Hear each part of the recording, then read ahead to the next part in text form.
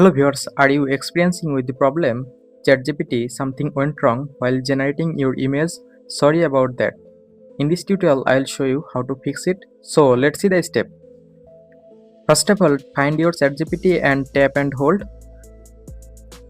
Now click on I button or app info. Now scroll down, click on storage. Click on clear cache. Now go back. Click on force stop. Click on OK. Now go back to home screen.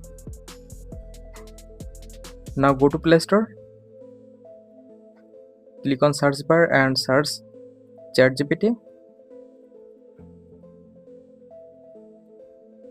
From here, update your ChatGPT.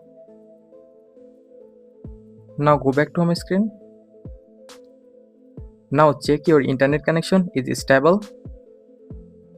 After that, now restart your phone. After all this process, I hope your problem solved successfully. So thanks for watching. Don't forget to like, comment and subscribe.